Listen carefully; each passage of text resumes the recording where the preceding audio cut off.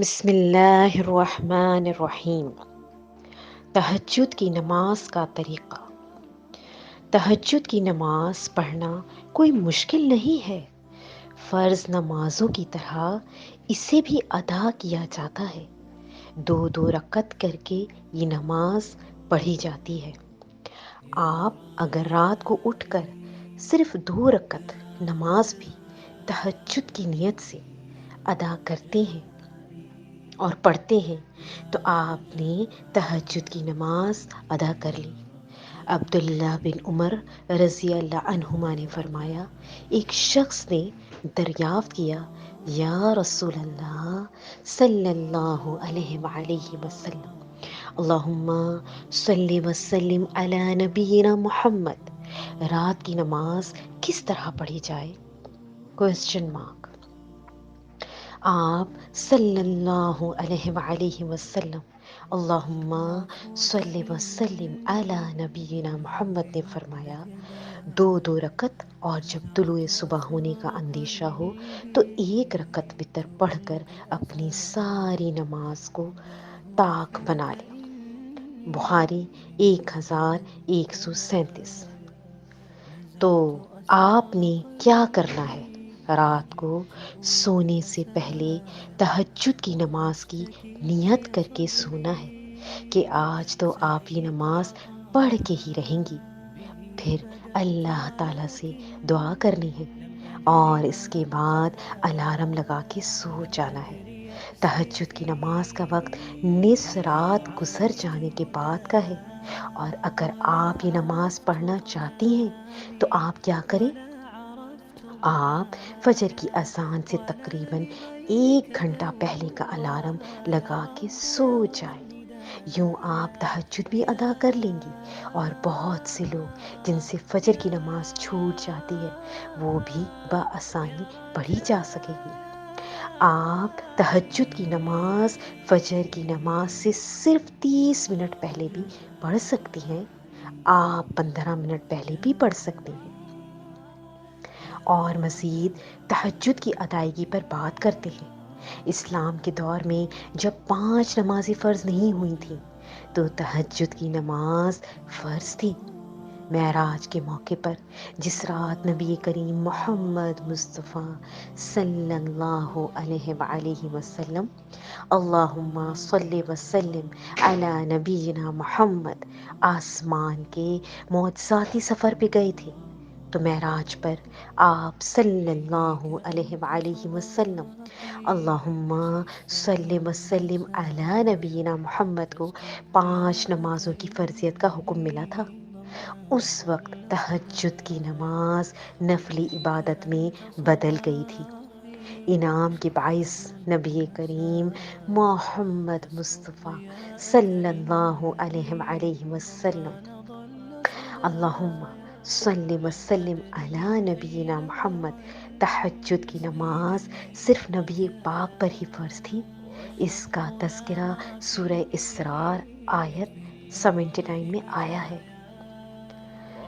اب ہم دیکھتے ہیں تہجد میں جاگنے کے لیے مددگار سنتیں۔ ہمیں جتنے بھی مسائل پیش ہیں ان کا حل سنت میں موجود ہے، بس یقین سے عمل کرنے کی ضرورت ہے۔ تہجد میں جاگنے کے لیے اگر ہم نبی پاک صلی اللہ علیہ وآلہ وسلم، اللہم صلی وسلم علی نبینا محمد کے طریقے پر عمل کریں گے تو ضرور کامیاب ہوں گے۔ دوپہر کو قیلولہ کریں، سونے سے پہلے تہجد کی نیت کریں، رات کو جلدی سو جائیں، سونے سے پہلے بستر اچھی طرح جھاڑیں تاکہ شیطان سے بستر نکل جائے، سونے سے پہلے وضو کریں۔ نبی پاک صلی اللہ علیہ وآلہ وسلم، اللہم صلی وسلم علی نبینا محمد نے بیدار ہوتے ہی اپنے ہاتھ چہرے پر پھیرتے تھے۔ آپ بھی ایسا کیا کریں، بیدار ہوتے ہی ذکر کریں، اٹھتے ہی ہاتھ دھوئیں، بسم اللہ پڑھ کر وضو کریں، بیدار ہوتے ہی ناک جھاڑیں تاکہ شیطان اپنے ٹھکانے سے نکل سکے۔ اب یہاں ایک سوال اور آتا ہے کہ کیا تہجد کے لیے سونا ضروری ہے؟ اس کا حوالہ قرآن و حدیث سے نہیں ملا، کیونکہ نبی کریم محمد مصطفیٰ صلی اللہ علیہ وآلہ وسلم، اللہم صلی وسلم علی نبینا محمد نے 3 دن اس نماز کی جماعت کروائی، عشاء کے بعد شروع کروائی اور سحری تک لے گئے۔ جو ساری رات جاگنا چاہتا ہو وہ تہجد کیسے ادا کرے گا؟ اس کے لیے سونا شرط نہیں ہے، سونے سے پہلے پڑھنا، سو کے پھر اٹھ کے پڑھ کر پھر سونا، یا 2/3 سو کر اٹھ کر فجر تک جاگنا، سب ٹھیک ہے۔ اس کی 8 رکعات ہیں، کم بھی پڑھی جا سکتی ہیں، اور اس کے بعد نماز وتر۔ بیوی اور خاوند ایک دوسرے کو جگائیں۔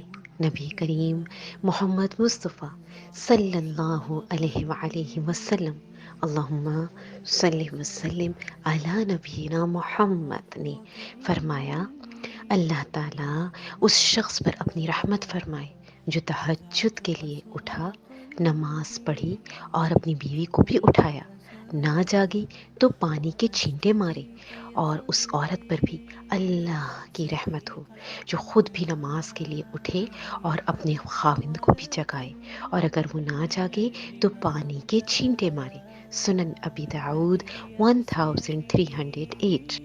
نماز تہجد کی ادائیگی کا کوئی خاص طریقہ نہیں ہے، عام نوافل کی طرح ہی ہے، البتہ قیام، رکوع اور سجود جتنے لمبے کیے جائیں اتنا ہی بہتر ہے، یہی سنت ہے۔ صحیح بخاری 994۔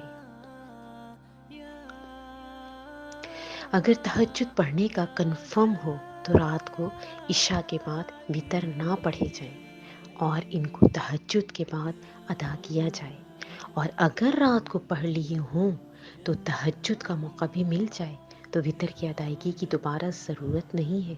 ابو داؤد 1439۔ تہجد کو قیام اللیل بھی کہتے ہیں، رمضان میں اسی کو قیام رمضان یا تراویح کہا جاتا ہے، اور یہ 2 رکعات کر کے پڑھنی چاہیے، یہی حکم ہے۔ صحیح بخاری 1147۔ یہ رمضان اور غیر رمضان دونوں میں جماعت کے ساتھ پڑھی جا سکتی ہے۔ صحیح بخاری 697۔ تہجد کا افضل وقت نبی کریم محمد مصطفیٰ صلی اللہ علیہ وآلہ وسلم، اللہم صلی وسلم علی نبینا محمد نے فرمایا، اللہ سبحانہ وتعالی اپنے بندے کے سب سے زیادہ اس وقت قریب ہوتا ہے جب رات کے آخری حصے کا وسط ہوتا ہے۔ اس لیے اگر تم اس بات کی طاقت رکھتے ہو کہ اس وقت اللہ کا ذکر کرنے والوں میں شامل ہو سکو تو ضرور ایسا کرنا۔ جامع ترمذی 3579۔ اما عائشہ رضی اللہ تعالی عنہما فرماتی ہیں کہ نبی کریم محمد مصطفیٰ صلی اللہ علیہ وآلہ وسلم، اللہم صلی وسلم علی نبینا محمد، عشاء کی نماز کے بعد صبح تک 11 رکعات ادا فرمایا کرتے تھے، اور ہر 2 رکعت کے بعد سلام پھیرا کرتے تھے اور پھر ایک وتر ادا فرماتے۔ صحیح مسلم 1718۔ نبی کریم محمد مصطفیٰ صلی اللہ علیہ وآلہ وسلم، اللہم صلی وسلم علی نبینا محمد کی جب تہجد رہ جاتی نیند یا بیماری کی وجہ سے تو آپ دن کے وقت 12 رکعت ادا فرما لیتے۔ صحیح مسلم 1739۔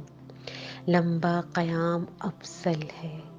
نبی کریم محمد مصطفیٰ صلی اللہ علیہ وآلہ وسلم، اللہم صلی وسلم علی نبینا محمد نے فرمایا، جو کوئی 10 آیات سے قیام کرے گا وہ غافلوں میں نہیں لکھا جائے گا، اور جو کوئی 100 آیات سے قیام کرے گا وہ فرما برداروں میں لکھا جائے گا، اور جو کوئی 1000 آیات کے ساتھ قیام کرتا ہے وہ اجر و ثواب کے خزانے حاصل کرنے والوں میں لکھ دیا جاتا ہے۔ سنن ابی داؤد 1398۔